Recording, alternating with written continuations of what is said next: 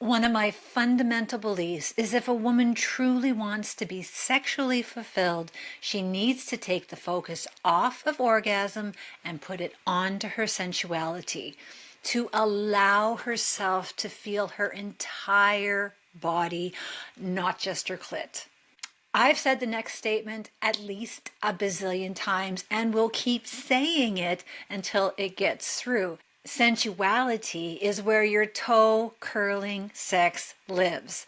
The problem is, most women don't know what that looks like or are afraid to express her very powerful sensual self. So the thing is, sensuality is elusive.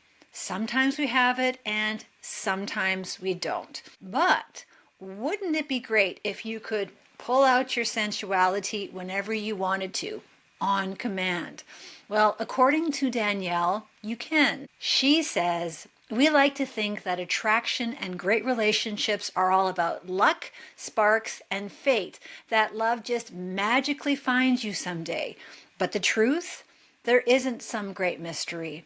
Pull back the curtain and you will find that the mystery is really just rhythm and mechanics. And that means you can learn it, master it, and create the love you crave. Danielle Epstein is a passionate advocate for understanding the psychology and neuroscience behind human connection. Her life's mission is to empower people to explore and deepen their sexuality, intimacy, and relationships through science-based insights and relatable truths about human behavior. Danielle and I had a very interesting discussion about sensuality, and I'm really excited for you to dive into this. With the masculine and feminine dynamic, do you believe women's sensuality has been distorted? Yes, I Oh, do. okay. And I'll just come straight out with it. There's a couple reasons why that is. Masculinity and femininity is really misunderstood, in my opinion, and really falsely embodied, if that makes sense. The way that masculinity and femininity work is through polarity. And if you can think of it almost on a spectrum, when masculine energy is over here and feminine energy is over here, there's really strong polarity between these two forces, and each of them brings out the best in the other. They're not labels, they're not stereotypes, they're not gender constructs, they're just energies, they're just ways of being. And what naturally happens, you can either use this in a really positive direction and it creates a cascade of really positive domino effects, or it can become a really negative one and that gets really messy. It's an easy cycle to fall into and a hard one to break out of. And what happens when it's in this positive spiral is the masculinity calls out the feminine energy, which is really shy and slow to come out.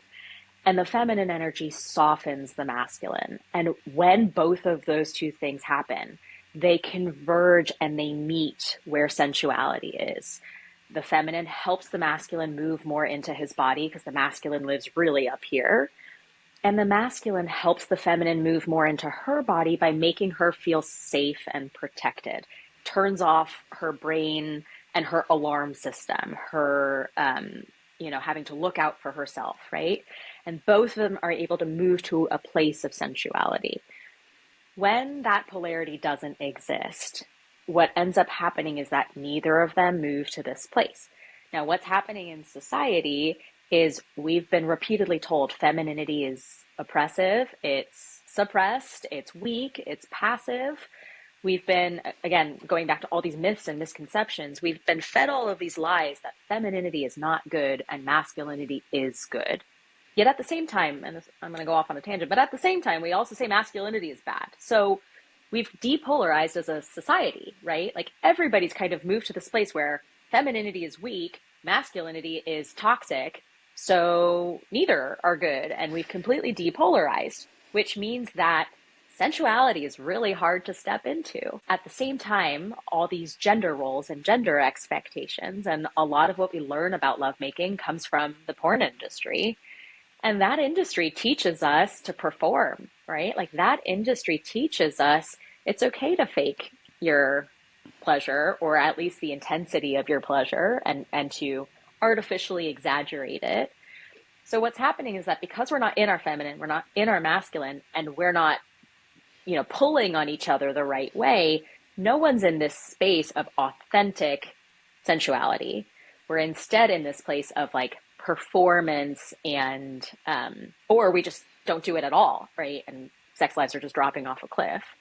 So that's sort of what's happening. And so, yes, I do believe it's become distorted. Find out this and so much more by subscribing to my Pursuit of Pleasure podcast. And please check out my free award-winning workbook and masterclass. Links will be in the description. And if you like this Pursuit of Pleasure podcast, then make sure to check out this next one.